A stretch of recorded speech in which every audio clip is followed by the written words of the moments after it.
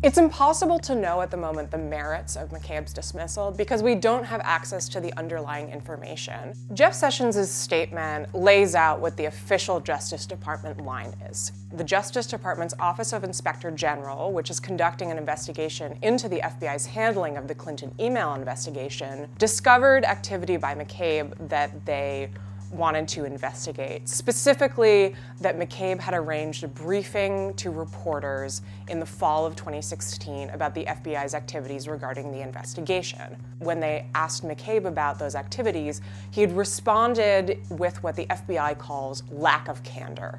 In other words, he wasn't completely forthcoming about what he'd done. Within the FBI, lack of candor is a pretty serious charge. You can be fired for lack of candor. The Office of the Inspector General was sufficiently concerned about McCabe's lack of candor that they referred the case to the FBI's Office of Professional Responsibility. OPR, as it's called, reached its own recommendation that McCabe had indeed responded with lack of candor and should be fired. They then passed that recommendation up through the Justice Department to Attorney General Jeff Sessions. McCabe claims that these charges are without merit. He says that he conducted himself with perfect honesty at every stage, did nothing wrong, and that his firing is the result of a months-long campaign against him by President Trump. That Sessions and Trump were seeking to discredit him because he can be a witness in the Mueller investigation. He was there for a lot of the things that former FBI Director James Comey described happening during his time at FBI and saw a lot of the tensions between Comey and Trump.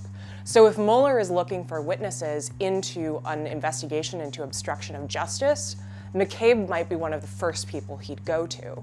Because we don't yet know about the merits of McCabe's firing, it's really too soon to say whether this is the first step in some effort by President Trump to get Special Counsel Robert Mueller fired.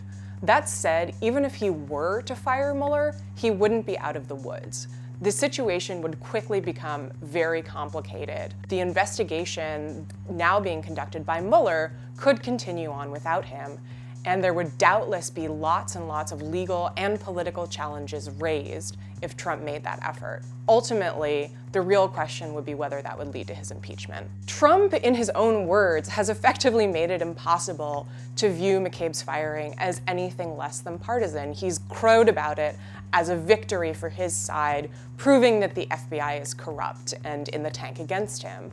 On the flip side, Trump's opponents have essentially made the same argument, saying that McCabe's firing is just an example of Trump going after a political enemy rather than something that might really be merited.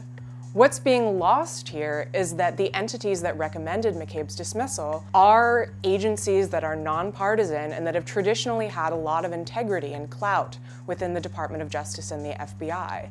So the end result here is effectively that both sides are really politicizing an institution that strives to be apolitical. But now, the question of whether those institutions acted as they should is being totally lost amid the argument over whether McCabe was dismissed as part of Trump's vendetta against him. In the end, this is another example of how both the FBI and the Justice Department have become casualties to Trump's efforts to discredit the Mueller investigation.